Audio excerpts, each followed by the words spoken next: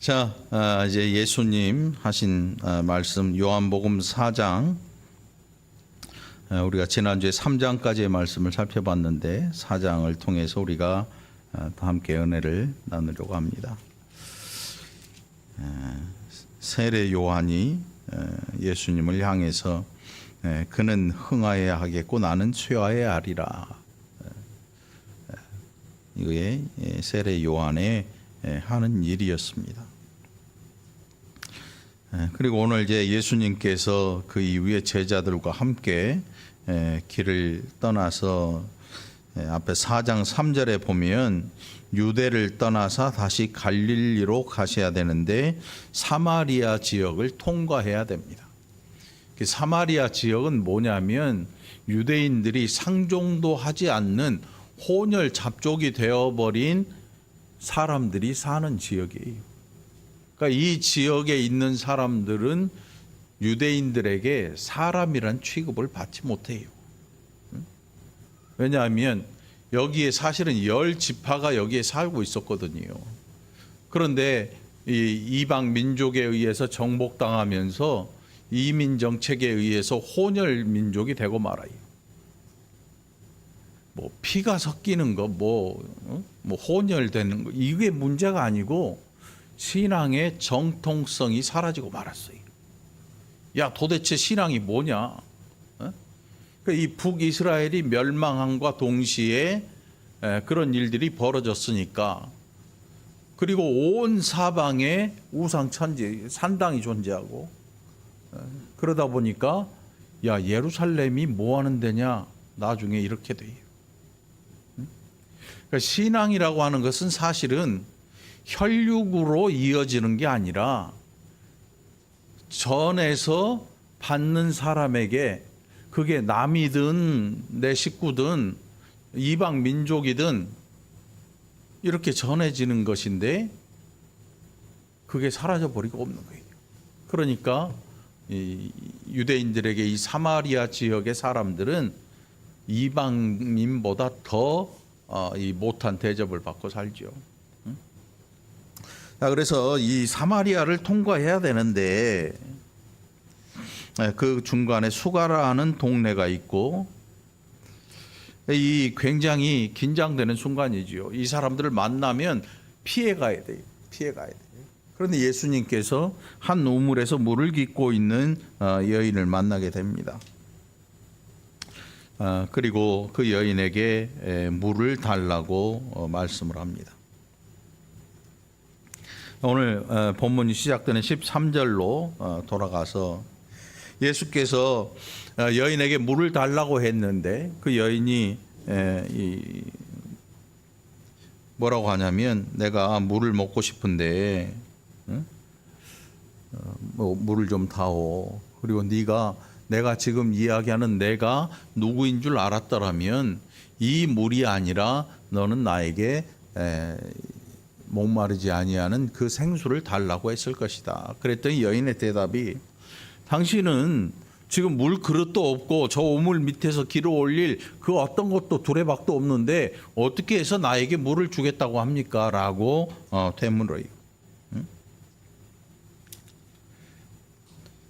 이 우물이 우리 조상 야곱이 이 물을 우리에게 줬고, 또 여기서 자기와 자기 아들들과 짐승이 다 마셨는데 당신은 야곱보다 더 큰 사람입니까?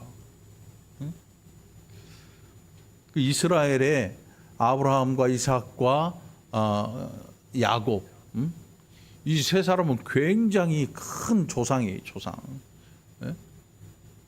그 야곱이 이 우물을 우리한테 줬는데 당신이 야곱보다 큰 사람입니까? 그냥 쉽게 말하면 너 뭐냐 이거예요. 너 뭔데? 너 뭔데 그따위 소리 하냐? 여인에게 있어서 예수님은 뭐 선지자도 아니고 그냥 우물물을 구하는 사람인데 이상한 사람. 아무것도 없는데 자기가 뭐 물을 주겠다고 하고, 우리가 그런 사람을 딱 만나면 이 여인하고 똑같은 반응이 나올 거예요. 위아래로 훑어보겠지요. 옷도 남루하고 신발도 오래된 것이고 지팡이 하나 딸랑 들고 도무지 얻어먹을 게 아무것도 없는 사람 같은데 우리의 눈도 똑같을 거예요. 이 여인과 위아래로 훑어보면서 너 야곱보다 크냐?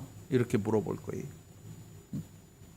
지금 여인이니까 남자인 예수님에게 당신이 야곱보다 큽니까? 라고 이렇게 얘기를 하지, 사실 속마음으로는 니까짓 게 뭔데 지금 와서 너 야곱보다 낫냐? 우리 조상 야곱보다 네가 더 크냐라고 지금 속으로는 이야기하고 너 뭔데 이 얘기죠.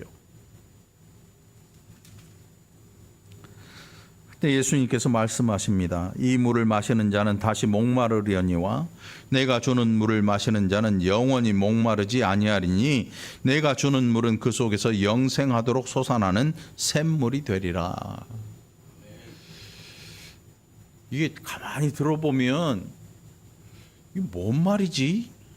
이게 무슨 얘기야? 여인은 눈앞에 있는 물질의 물을 보고 있어요. 그리고 물은 저 우물 밑에서 길어 올려야 돼서 그릇이 없이는 불가능해요. 그릇이 없으면 불가능해요. 그런데 예수님의 말씀 뭐냐면 너는 그 물을 또 들어와야 돼. 여러분 저 우리 정숙이 최정숙 말고 저 정숙이 물 떠먹잖아요. 제가 한 번 먹고 마는 사람 못 봤어요. 좀 이따 또 가서 또 마셔. 커피도 마셨다가 물도 마셨다가 안 마시면 입도 마르고 목이 마르고 갈증을 느끼잖아요. 그러니까 또 마셔야죠. 집에 가면 또 마실걸요. 한 일주일간 물 안 먹으면 가요. 큰일 나요. 뭐 아버지한테 가니까 뭐 상관은 없겠지만 일부러 자기 목숨을 그렇게 끊을 필요는 없잖아요. 물 안 먹으면 그렇게 돼요.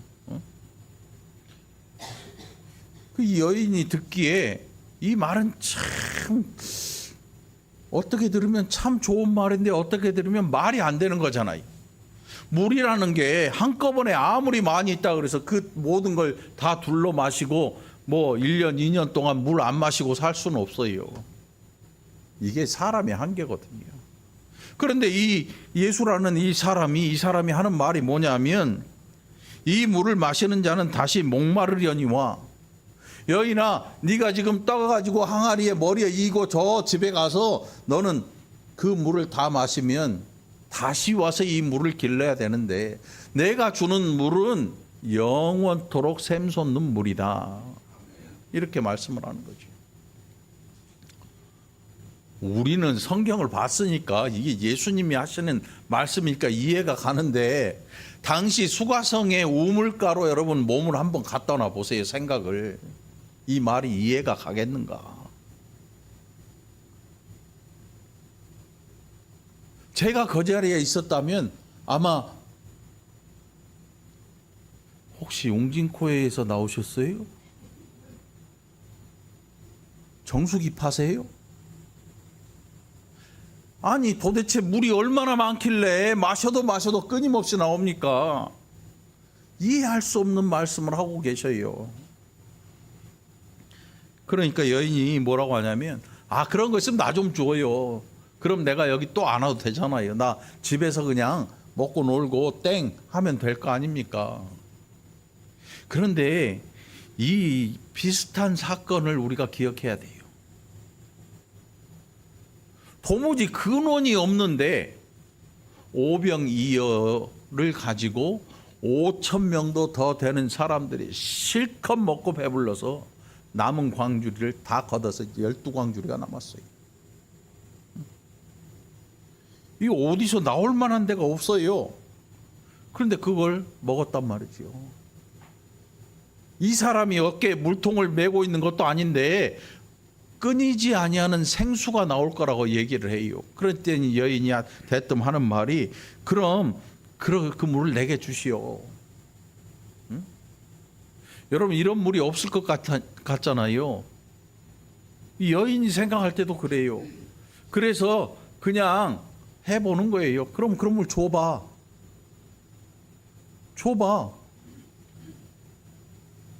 우리도 그렇지요. 누군가 말도 안 되는 소리 하면 그거 알았어, 줘봐, 해봐. 그런데 그 말들은 모두 능력이 없어요. 이 여인이 하는 일이 지금 믿음이 예수님이 누군지 모르니까, 우리는 아는데 이 사람은 모르잖아요. 그래서 하는 말이 줘보세요. 그러면 줘보세요, 이거예요. 줘보세요. 못 믿겠다는 거지요. 그러면 나 여기 우물가에 안 와도 되니까 그런 물을 좀 있으면 줘봐요. 줘봐요.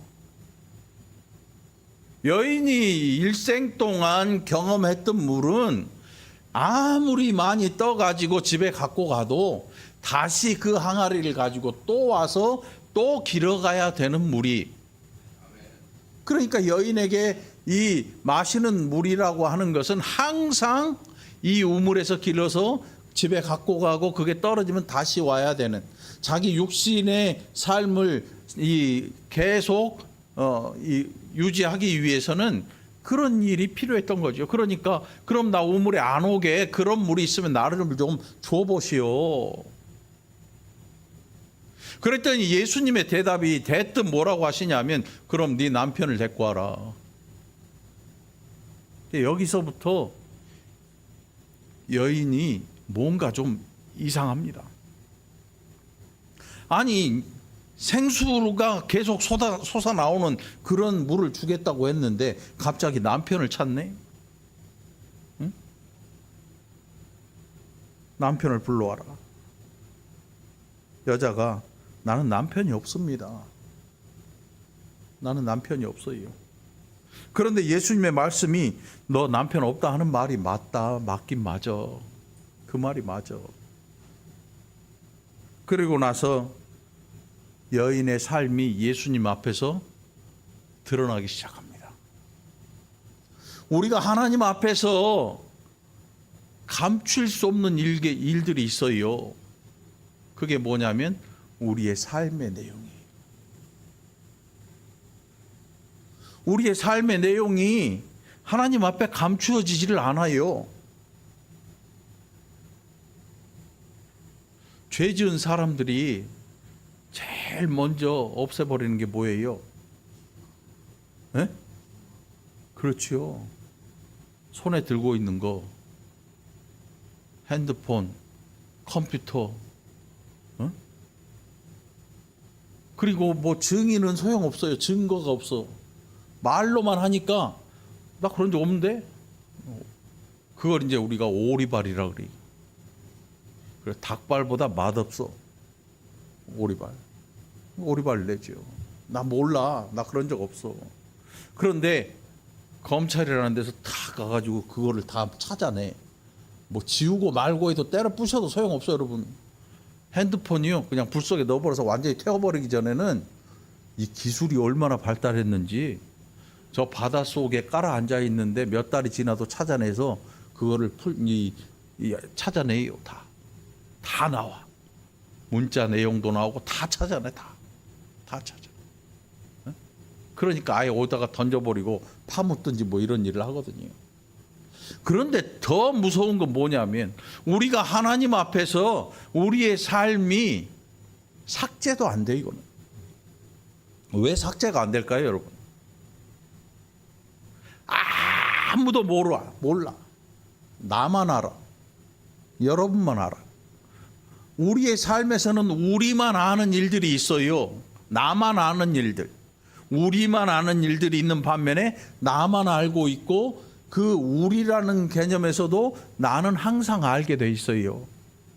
우리라는 이 공동체에서 어떤 일을 하잖아요. 그러면 나는 아는 거야. 그 공동체에 속해 있는 나는 알 수 있는 거예요. 감출 수가 없죠. 내가 알면 하나님 앞에 나아갔을 때 그게 증거가 되는 거예요. 하나님 앞에 나아가면 벌거벗은 것처럼 드러나요. 어떤 것도 감추어질 수가 없어요. 그래서 하나님 앞에 나아가면 그림자가 없어요. 사실 그림자라고 하는 게 여기서 빛이 비추면 이 뒤에는 어두워지는 거잖아요. 여기다 뭘 감출 수도 있고 하는데, 하나님의 그 진리의 빛에는 그림자가 없어요. 우리는 그 빛 앞에 마치 X선이 우리를 통과하고 뭐 어떤 이 보이지 아니하는 빛이 통과하는 것처럼 그 빛이 우리를 통과할 때 우리가 가진 모든 것들이 하나님 앞에 낱낱이 드러나게 돼 있는 거죠. 여인의 삶이 예수님 앞에서 지금 드러나기 시작합니다. 남편 데리고 와. 그랬더니 여인이 나 남편 없어요. 못 데리고 와요. 지금 있는 사람 남편이 아니기 때문에 데리고 올 수가 없어요. 그래, 네 말이 맞다. 너 남편이 5명이나 있었네. 아마도 정상적인 남편이 아니었던 것 같아요. 그러니까 여인이 뭐라고 하냐면 너에게 이 예수님께서 너에게 남편 5이 있었고 지금 있는 자도 내 남편이 아니니 내 말이 정말 참되구나. 너 나한테 거짓말 안 하고 있구나. 이 얘기를 말씀을 해요. 나 남편 없어요. 응?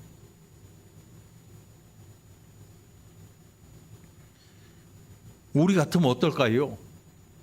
내가 감추고 싶은 것, 내가 꽁꽁 숨겨놓고 싶은 그 일에 대해서 누가 말하면 성질을 버럭 낼 거예요. 내가 언제 그랬어? 너 봤어? 증거 있어? 별소리를 다 해야 되겠지요. 여인도 놀랬어요. 얼마나 놀랬던지 속으로 생각하는 말이 밖으로 튀어나오려고 말아요. 내가 보니 당신은 선지자입니다. 우리나라에 한 80년대, 70년대, 90년대까지 이런 분들이 꽤 많았어요. 누가 뭔 일을 당하면 사람들이 찾아가요. 거기에 용하다. 그런데 교회 다니는 분들이 그런 데는 안 가는데 또 다른 데 가는 데가 있어요. 어디가? 어디에 기도 많이 한 무구가 있어. 거기에 꼭 찾아가. 가서 물어봐. 내가 이런 일을 당했는데 어떻게 되겠습니까? 왜냐하면 다른 데 무당한테 가기는 좀 그렇고 교회 다니는 기도 많이 하는 이거는 좀 나을 것 같으니까 찾아가. 그런데 무당이나 그거나 뭐 똑같은 거지 뭐. 사실은 이 여인의 입에서 뭔 소리 나오냐면 내가 보니까 당신은 예언자요, 선지자요. 나를 안 보고 처음 봤는데 나를 어떻게 알고 있는지 기가 막힐 따름인 거지요. 기가 막혀요. 나 처음 봤는데 당신 나 알아요? 나를 이렇게 처음 만났는데 어떻게 내 삶을 그렇게 알고 있습니까? 라고 하면서 예수님을 향해서 대뜸 주여 내가 보니 선지자이십니다. 당신에게는 뭔가 보는 능력이 있나 봅니다. 선지자라고 해서 이스라엘에 우리가 알고 있는 그런 선지자가 아니에요. 우리가 알고 있는 선지자가 아니고 우리가 믿음이 없을 때 찾아다녔던 기도 많이 하고 사람의 일을 좀 알아보고 뭔가 예언하는 뭐 이런 정도의 선지자, 그런 선지자. 우리가 사울이라는 사람이 뭔 일 생기니까 한 무당을 찾아가잖아요. 무당. 근데 무당이 사울을 알아봐요. 이 정도지요, 이 정도. 이 정도로 예수님을 이 선지자라고 표현하고 있는 거예요.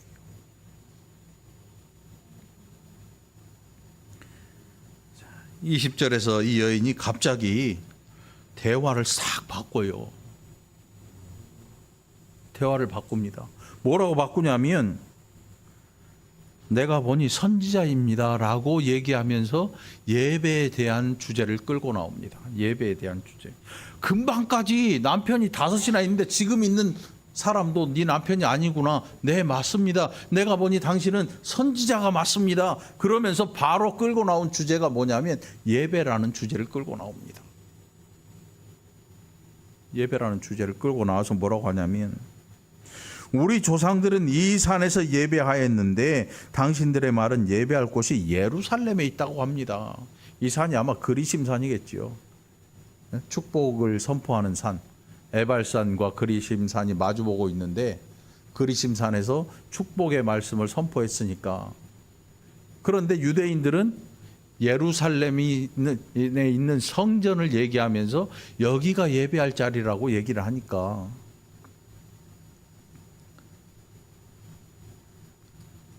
그 대답에 예수님, 그 질문, 이 말에 예수님께서 뭐라고 하시냐면, 여자여 내 말을 믿으라. 이 산에서도 말고 예루살렘에서도 말고 너희가 아버지께 예배할 때가 이르리라. 이 여인에게 있어서 여태 처음 들어본 소리예요. 내가 유대인이면, 여인이 만일 유대인으로 그 유대 지파였다면 예루살렘에서 예배를 했을 것이고, 유대 지파가 아닌 지금 사마리아에 살고 있으니까 이스라엘 사람도 아니고 사마리아 사람이 그냥 이름까지 바꿔버렸잖아요. 사마리아 사람이니까 옛날 축복이 선포되었던 그 산이 예배할 자리라고 듣고 있는 거예요. 그러니까 거기서 예배하는 거예요. 근데 한번 생각해 보세요. 우리가 신앙생활하면서 가장 염려되는 게 누구냐면 예수 믿는데 안 변하는 사람들이 있어요. 하나님의 백성이잖아요. 적어도 이 여인이 가만히 보니까 예배하는데 관심도 있어요. 선지자라는 말도 알고 메시아라는 말도 알아, 심지어 나중에 보면. 그런데 그 모든 내용을 들여다보는데 여인에게 뭔가 문제가 있냐면 남편이 6이나 있어. 그러니까 삶에 뭔가 문제가 있는 거죠. 그 당시에 사실은 여자가 혼자 된다고 하는 건 굉장히 힘든 일이에요. 먹고 살 길이 없는 거예요. 노동력이 없으니까. 우리가 이 룻기를 보면 나오잖아요. 어머니, 시어머니 봉양하려고 이삭 줍기를 하잖아요. 그거밖에 할 일이 없어요. 힘이 없으니까. 그러니까 여인이 그 지금 남편이 6명인데 모두가 제 남편이 아니야. 삶에 문제가 있긴 해요. 한번 생각해 보세요. 예수를 믿는데 같이 신앙생활 하는데 나중에 알고 보니까 이게 뭐 사창가에 있든지 포주든지 뭐 이런 일을 하고 있네? 여러분 생각이 어떨 것 같아요? 옆에 안 앉을걸요? 여태껏 만나왔던 사람이 사창가에 몸을 파는 여자라고 생각을 해봐요. 아마 거리를 두고 앉을 거야. 알고 있어도 말은 못하고 같이 안 앉든지 하겠는데 아마도 이 여인은 굳게 깊이 감춰놨던 것 같아요. 우리도 누군가의 죄를 모르고 있으면 괜찮다고 생각하고 같이 함께 은혜 뭐 얘기를 하는데 아는 순간 거리감이 생겨요. 아는 순간 이 여인이 거리감이 생길 거 아니에요. 참 기가 막힐 일이지요.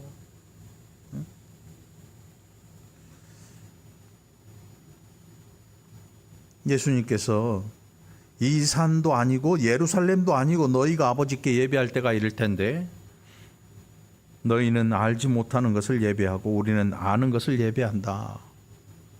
이는 구원이 유대인에게서 나기 때문이다. 구원이 유대인에게서 난다고 하니까 유대 지역을 얘기하는 게 아니고 복음이 그들을 통해서 세상에 나타난다는 뜻으로 예수님께서 하시는 말씀이죠. 지역의 문제가 아니고 복음을 가진 자들이 그 복음을 전하는 내용을 말씀하고 계세요. 그러니까 이 언약에 대한 이야기를 하고 계시는 거죠. 언약에 대한 이야기. 여러분, 우리의 복음이 어디서 왔습니까? 누구에게 들었습니까, 여러분들? 네? 복음 누구한테 들었어요? 네? 사도들에게 들은 복음이에요. 여러분, 만일 우리의 복음이 사도들의 복음이 아니면 그 복음은 가짜인 거예요.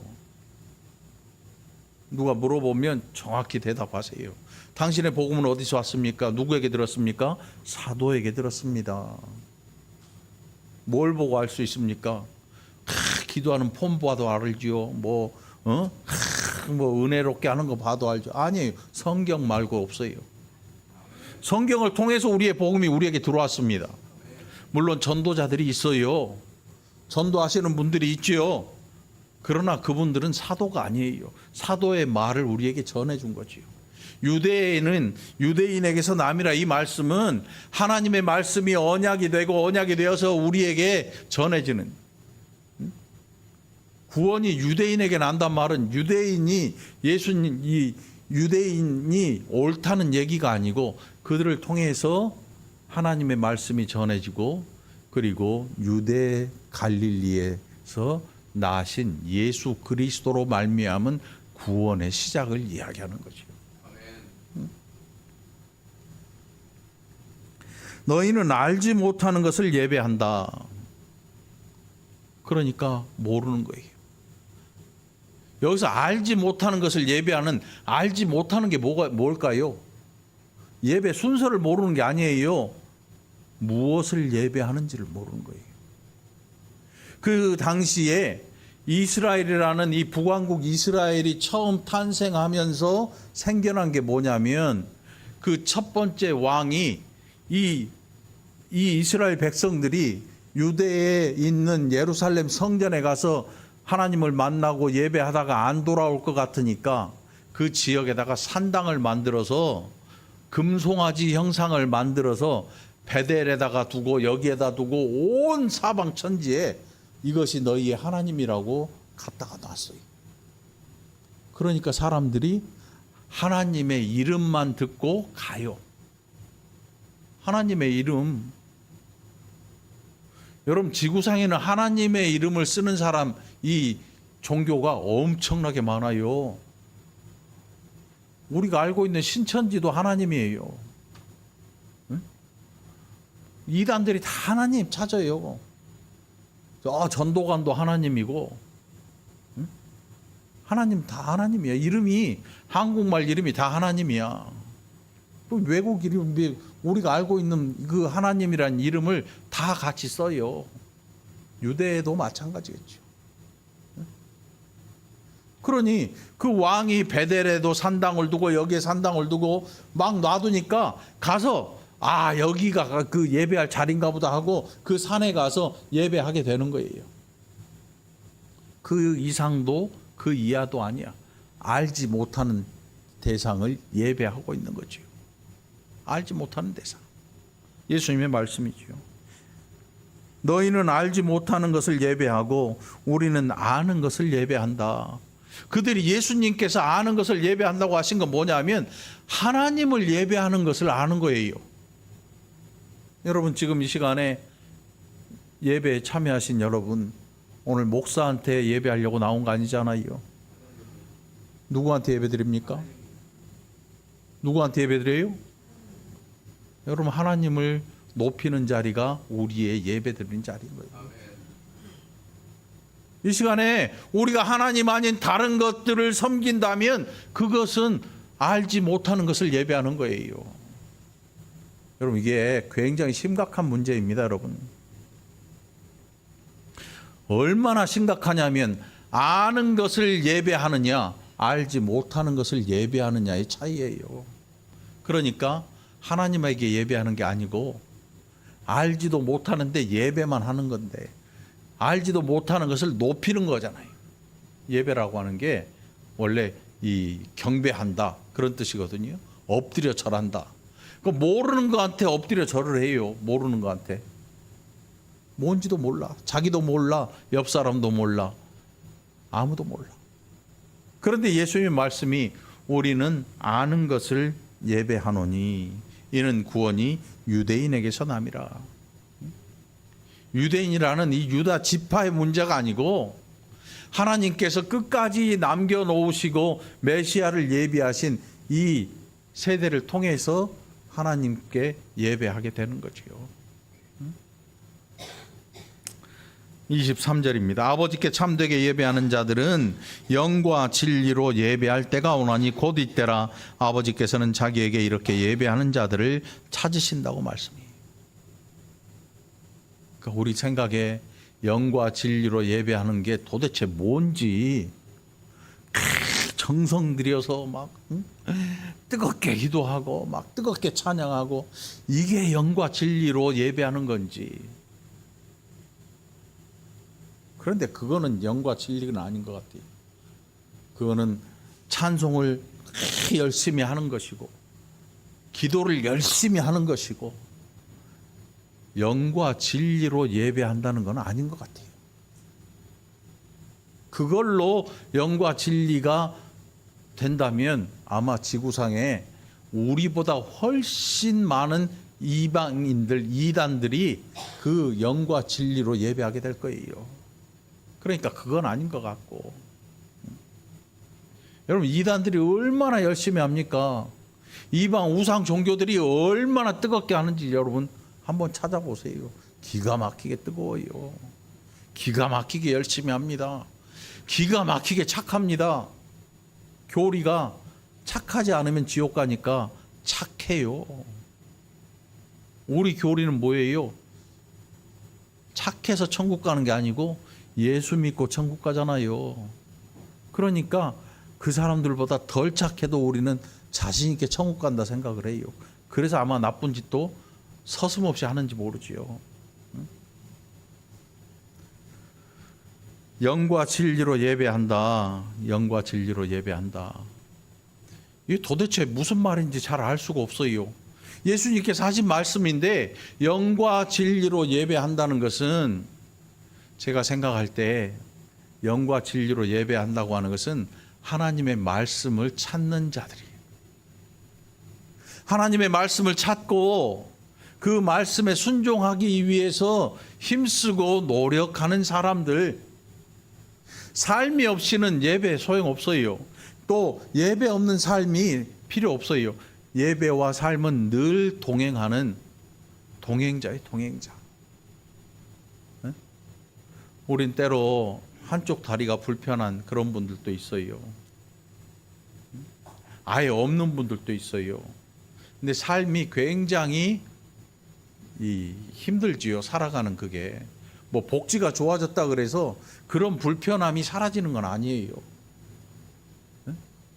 손이 없든지 팔이 없든지 뭐 다리가 없든지 발목이 뭐 이런 게 없어요. 걸을 때 제대로 걷질 못해요. 뭔가 티가 나죠. 의수가 발달하고 의족이 발달해도 그것은 티가 나지 않을 수가 없어요. 어디 가면 알 수 있냐면 목욕탕 가보면 알아. 목욕탕 갈 땐 남들은 이렇게 이 때타올 들고 쩔렁쩔렁 걸어가는데 그분들은 이만한 다리를 옷장에 넣어놔야 돼. 그러니까 거기에 가면 티가 나지요. 뭔가 다른 거지요. 굉장히 불편해요. 미끄러워서 위험하기도 하고.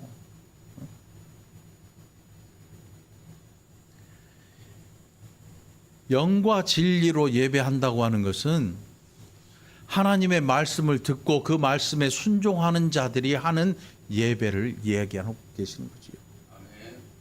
너희는 알지 못하는 것을 예배하고 우리는 아는 것을 예배하는데 너희가 알지 못하고 예배하는 그 예배의 모습은 어떤가 하면 이방의 우상을 숭배하는 사람들의 예배와 별반 다르지 않은 거예요. 별반 다르지 않아요. 우상 종교와 계시 종교, 우리가 말하는 기독교를 우리가 계시의 종교라 그래요. 계시의 종교. 하나님께서 우리에게 말씀하시고 우리는 그 말씀을 듣고 순종하는. 그래서 우리가 하나님을 찾은 게 아니고 하나님이 자신을 우리에게 보여주셔요. 이게 계시고 그 계시를 듣고 우리가 그 앞에 순종하는 자가 되는 거죠. 우상 종교는 어떤 뭐냐 하면 그 신이 죽어 있기 때문에 사람을 찾아오질 못해요. 그러면 신이 안 움직이면 누가 가야 돼요? 우상을 섬기는 자가 신을 찾아가야 돼요. 그래서 산 꼭대기에 있으면 산 꼭대기까지 올라가서 우상을 섬겨야 되는 거죠. 우상 앞에. 그런데 그 우상을 섬기는 방법은 누가 정하냐면 내가 정해요. 굉장히 자의적인 거야. 그런데 하나님을 찾는 사람들은 하나님이 우리에게 계시해 준 그 말씀으로 말미암아 내가 하고 싶다 그래서 마음대로 하는 게 아니야. 이게 다른 거예요. 우리가 알기로 호렙산에 모세가 40일간 올라갔을 때 호렙산 밑에 있던 이스라엘 백성들이, 이 출애굽에서 나오던 이스라엘 백성들이 머리에 뿔따구가 났어요. 왜? 모세가 올라갔는데 한 달이 넘어도 안 내려와. 한 달이 넘었는데 안 내려오네. 그러니까 대뜸 모세 형 아론한테 가가지고, 야 아론아, 네 동생 모세 이거 어떻게 된 거냐. 아무래도 산에 올라가서 짐승에 물려 죽었던지 뭐 탈이 났나 봐. 그러니 우리는 더 모세를 기다리기 싫으니까 네가 모세 형이잖냐, 너 여태껏 그거 알고 있으니까 우리에게 하나님을 네가 보여줘라. 그랬더니 대뜸 아론이 하는 말이, 그러면 금 귀걸이, 목걸이, 팔찌 이런 거 다 갖고 와봐. 그래서 그걸 불 속에 넣어서 금송아지를 만들어요. 아론에게 여태껏 하나님이라고 생각되는 그 형상은 금송아지였어요. 금송아지. 이게 어디의 신이냐면 애굽 신이에요. 애굽 신. 이집트의 신이었어요. 여태껏 보고 배운 게 그거예요. 여태껏 보고 배운 게. 그런데 우리가 하나님을 믿는 것은 여태껏 보고 배운 걸로 믿는 게 아니고 완전히 새로운 것으로 하나님 앞에 서는 거예요. 그래서 우리가 뭐라고 합니까? 맞습니다. 제가 여태껏 세상을 거꾸로 살아왔습니다. 하나님께 순종하는 게 아니고 하나님을 대적하는 자로 살아왔습니다라고 말하는 게 바로 그것 때문이에요. 세상 흘러가는 물결대로 따라서 너도 흥 나도 흥하고 이렇게 가는 게 우상 종교라고 한다면 그것을 거스르고 그것을 철저하게 깨부셔버리고 다시 세상을 보게 하는 게 하나님의 말씀의 능력인 것입니다.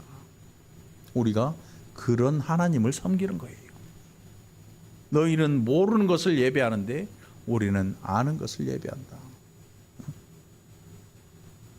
영과 진리로 예배할 때가 온다. 그 때가 언제냐? 곧 이때라. 아버지께서 자기에게 이렇게 예배하는 자들을 찾으신다. 지금 예수님을 통해서 예배하는 자들을 찾고 계시잖아요. 예수님을 통해서 예배하는 자들을 찾아가고 계시는 거죠. 예수님께서 전하시는 게 자기에 대한 이야기가 아니라 하나님 나라의 복음을 전하러 오셨거든요. 24절입니다. 하나님은 영이시니 예배하는 자가 영과 진리로 예배할지니라. 오늘 여러분 유명한 사람 만나러 오신 게 아니에요. 여기 유명한 사람 없잖아요. 학식 있는 사람에게 물어보러 온 게 아니에요. 예수님께서 제자들에게 물어보셔요. 너희 광야에 나갔지? 광야에 뭘 보러 나갔느냐? 바람에 흔들리는 갈대더냐? 아름다운 꽃이더냐? 아니면 좋은 비단 옷을 입은 사람들이더냐? 그 사람들은 왕궁에 있고, 너희가 그러면 무엇을 보려고 나갔냐? 거기에 누가 있냐면 세례 요한이 있거든. 세례. 메시아의 길을 예비하기 위해서 보내어진 세례 요한의 음성을 들으라는 거죠. 높은 사람 만나는 것도 아니고 그냥 도시락 싸서 야유회 가는 것도 아니고 거기에 있는 하나님의 말씀. 그런데 듣자 하니 엄청 초라한 사람, 약대 털옷 하나 입고 메뚜기와 석청 먹는 사람. 웰빙이 아니야, 여러분. 착각하지 마요. 웰빙이 아니야. 정말 거지같이 사는 사람이야. 그 사람 만나러 가서 듣고 오는 게 뭐냐면 메시아의 길을 예비하는 이야기를 듣고 오는 거예요. 우리가 교회에 와서 높은 사람 찾고 나은 사람 찾고 힘 있는 사람 찾고 이런 것들을 위해서 예배하러 온다면 우리는 알지 못하는 것을 예배하고 있는 거지요. 너희는 알지 못하는 것을 예배하고 우리는 아는 것을 예배한다. 하나님께서 이 영과 진리로 예배하는 자들을 찾고 계신다. 하나님은 영이시니, 여러분 하나님이 영이시라는 사실이 얼마나 중요한지 모릅니다. 하나님이 영이십니다. 하나님이 영이세요. 이 말은 뭐냐 하면 우리가 눈으로 볼 수 없는 거예요. 그런데 눈으로 볼 수 있는 형상으로 바꾸자마자 그게 우상을 섬기는 일이 된 거죠. 우상 숭배. 그래서 여러분들 이 교회 안에 기물들을 어떤 사람들은 굉장히 조심스럽게 막 닦고 조이고 기름치고 막 눈물로 닦고 막 머리카락으로 닦고 별 사람 다 있어요. 기도원이나 저 교회 가봐요. 이런 것들을 신성시하고 중요시하는 교회들 가면요, 요 앞에 무릎 꿇고 앉아가지고 평생 뭐 강대상을 닦았네 어쨌든 별 얘기를 다 들어요. 하나님이 그게 신령과 진정으로, 아니 영과 진리로 예배한다고 말씀하지 않아요. 하나님은 영이시니 이렇게 말씀하셔요. 하나님이 안 보이는데 어디에서 우리의 예배를 받고 계시는지 알 길이 없는데 하나님의 크기가 어떤지를 우리는 그것도 몰라요. 그래서 하나님은 영이시니 이렇게 얘기하는 거예요. 요한계시록에 보면 하나님의 발등상, 하나님이 발 올려놓는 자리가 우주보다 크다. 우주보다 커요. 여러분 우주의 끝이 어딘지 아십니까? 빛의 속도로 뭐 몇십억 년을 가도 끝이 안 보이는 거예요. 우리의 기술로 광속으로 가도 그 끝을 알 길이 없는, 그런데 하나님의 발등상이야. 그냥 신발 하나 올려놓은. 여러분 옛날 영화에 보면 구두 딱 나오잖아요. 거기 구두통 딱 들고 다녀 애가. 야 딱세 일로 와봐. 가면 발 딱 구두 얹어놓고 발 구두 닦잖아요. 구두 착착착 광내고 침 탁 뱉어가지고 쫙쫙 닦는데 그게 발 올려놓는 발등상 같은 거야.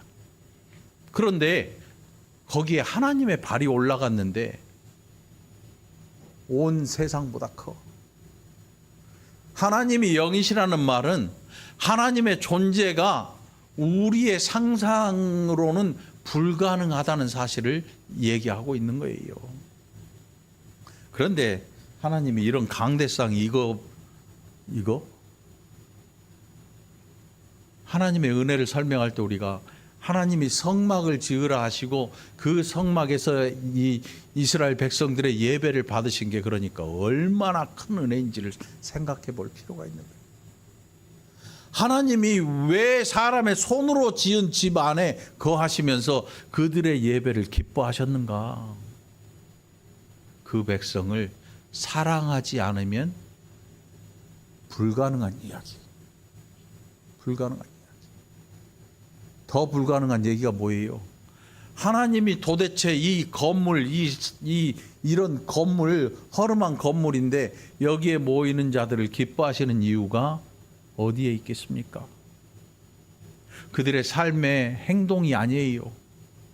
예수 그리스도의 보혈 때문에 그런 거예요. 그리스도의 피가 저와 여러분에게 있기 때문에 오늘 하나님께서 저와 여러분의 예배를 기뻐 받으시는 줄 믿습니다. 이게 그 이유예요. 그 외의 것은 없어요. 내가 좀 착해서 내가 밖에 사람들을 많이 도와줘서 이런 이유로는 하나님의 앞에 기쁨의 예배를 드릴 수도 없고 하나님이 그 예배를 기뻐 받지 않으세요. 우리의 예배는요, 예수 그리스도의 피가 있는 예배가 되는 거죠. 그리스도의 보혈 없이 하나님 앞에 예배 드릴 수가 없어요. 여자가 이르되 메시아 곧 그리스도라 하는 이가 오실 줄을 내가 아노니 그가 오시면 모든 것을 우리에게 알려주실 겁니다. 거기에 예수님께서 내가 바로 네가 말하는 그가 바로 나다 이렇게 말씀해요. 이 여인이 완전히 난리가 났습니다. 물동이 집어 던지고 마을을 향해 뛰쳐 들어갑니다. 오늘 점심 없어요. 그걸 오후 예배 없어요. 시계 보지 말고 좀만 기다려봐. 좀만 기다려.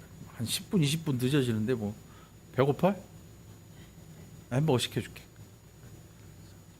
여인이 난리가 났어요. 물동이 집어 던지고 마을로 쫓아 들어가서 사람들 모인데 그 정자나무 밑에 아마 있겠죠. 사람들이 듬성듬성 시원한데 그늘에 막 뛰어가. 그때 제일 더운 시간이거든. 근데 뛰어가서 그 사람들 붙잡고 헐레벌떡 뛰어가서 내가 지금 우물에서 오는 길인데 거기에 웬 남자가 한 명 와 있는데 그 사람은 보통 사람이 아니야. 그 사람이 나한테 말하기를 너 지금 있던 남편도 남편이 아니고 5명이나 거쳐오지 않았느냐 이렇게 얘기했는데 니네들 이거 몰랐지. 내가 말 안 해주니까 몰랐지. 그런데 그게 진심이야. 내가 그렇게 살았는데 이 남자가 나한테 그 얘기를 해. 내가 보니 그는 선지자 같아. 내가 보니 그는 선지자 같아. 사람들에게 종교성이라는 게 있습니다. 바울이 아테네에 가서 아덴 사람들아 내가 너희를 보니 범사에 종교성이 많도다 이렇게 얘기하잖아요. 그들이 알지 못하는 신에게라고 써놓은 그 글귀를 보면서 바울이 그렇게 얘기를 해요. 인생들이라고 하는 게 뭔가를 섬기는 그런 일들에 굉장히 관심을 많이 가져요. 굉장히 관심을 많이 가져. 사람들이 그 이야기를 듣더니 막 쫓아나옵니다. 근데 성경학자들이 뭐라고 하냐면 그들이 흰 옷을 입었을 거라 추측을 해요. 그러니까 예수님께서 35절에 보면 눈을 들어 밭을 보라 휘어져 추수하게 되었다. 아마 흰옷 입은 사람들이 막 몰려오는 그 장면을 예수님께서 이렇게 말씀하셨다고 하는데 뭐 그거 아니라도 뭐 상관없어요. 그건지 아닌지 우리는 알 수도 없어요. 아무튼 예수님의 하신 말씀이 그거예요. 그리고 많은 사람들이 예수님에게 달려와요. 예수님에게 달려와요. 그리고 39절에 보니까 여자의 말이 내가 행한 모든 것을 그가 내게 말하였다 증언하므로 그 동네 중에 많은 사마리아인이 예수를 믿는지라. 신기한 걸 내가 모르는 거, 우리가 모르는 거, 여인만이 아는 거, 여인의 지금 같이 사는 남편이랑 이 여인만이 아는 일에 대해서 예수님이 말씀하니까 그 일로 말미암아 많은 사람이 예수를 믿게 되었다. 그리고 예수님을 마을로 모시고 가서 이틀을 유하셨다 그래요. 그런데 중요한 일이 생겨납니다. 41절에 보니까 예수의 말씀으로 말미암아 믿는 자가 더욱 많아져요. 그러니까 여인에 대해서 예수님이 뭐라고 하신 그 이야기를 듣고 이 사람 보통 사람 아니네라고 생각하고 예수님을 마을로 모셔가서 예수님의 말씀을 들으면서 그들이 어떤 생각을 하냐면 그 수가성 우물가에 있던 여인에게 얘기를 해요. 이제 우리가 믿는 것은 네 말로 인함이 아니다. 우리가 친히 듣고 그가 참으로 세상의 구주신 줄 알미라. 여러분 뭐 심어 보신 적 있지요? 뭘 땅에다 뭘 심어 보신 적 있어요, 없어요? 뭐 이렇게 뿌리기도 하고 한 개씩 심기도 하고 그러잖아요. 그게 열매 맺는데 얼마나 걸려요? 거의 한 100일이나 120일 걸려요. 서너 달. 그런데 심어놓고 한 120일 걸린다고 쳐요. 120일 동안 그거 쳐다보고 있는 사람 없지. 저기 논에 가니까 벽시 뿌려놨는데 밤에 가니까 사람 없더라고. 그 다음날 가도 사람이 없네. 왜 없지? 지가 심어놓고 왜 안 오는 걸까? 그런데 너만 아니고 밭도 그래. 그 눈을 한순간도 안 떼고 이렇게 쳐다보고 이런 사람이 없더라고. 왜 없어요? 왜 없냐고? 믿음이 좋아서? 믿음이 좋아서 그런가? 아니에요. 심어 놓으면 잘하는 걸 알기 때문에 안 와. 안 와도 혼자 자라나는 걸 알아. 여러분 전도해 보셨지요? 전도하면 어떤 사람들은요, 사람 손하고 발에다가 끈을 매려는 사람들이 있어요. 이거 인형 그 춤추게 하는 거잖아. 피노키오 이거 끈 놓으면 이렇게 푹 쳐지고 이렇게 하려는 사람들이 있어. 내가 전도했으니까 너는 내 말을 들어라. 이렇게 만들려는 사람들이 있어. 그렇게 하면 안 돼요. 이 여인이 지금 예수님의 소식을 그 온 마을 사람한테 들려줬어. 그리고 와서 보더니 마을 사람들이 이 여인에 대해서 잘 알고 계시는 예수님이 신기해. 그래서 마을로 모시고 가서 예수님의 말씀을 들어요. 그러더니 여인에게 하는 이야기가, 처음에는 너로 말미암아 우리가 이분을 알게 됐는데 이분의 말씀을 들어보니까 이제는 네가 말한 걸로 믿는 게 아니고 그분의 말씀 때문에 우리가 그분을 메시아로 믿게 되었다. 여러분, 오늘 예수님이 우리의 구원자라는 사실을 여러분 믿게 되기를 간절히 축원합니다. 목사도 뿌리는 자이고 여러분에게 전도하신 분도 뿌리는 자인데 자라나게 하시는 이는 하나님인 줄 믿으시기 바랍니다. 그러니 사람 책임지려고 하지 마세요.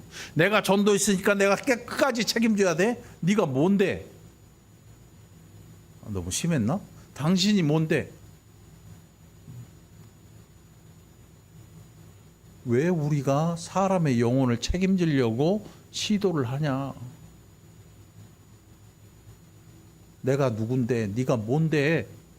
너도 죄인인데, 너도 네 구원에 간신히 구원받게 되는 존재인데 네가 무엇이길래 다른 사람의 영혼을 구원하려고 네가 난리를 펴대냐?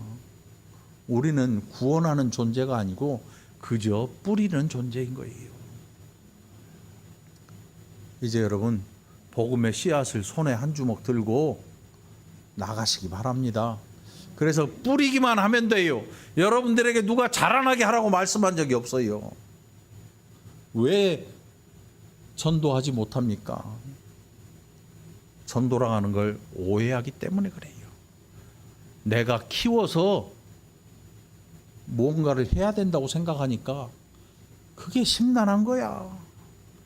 그런데 자라나게 하시는 이가 누구시라고요? 하나님이십니다. 우리는 그저 내가 받은 은혜를 뿌리는 것밖에 없어요.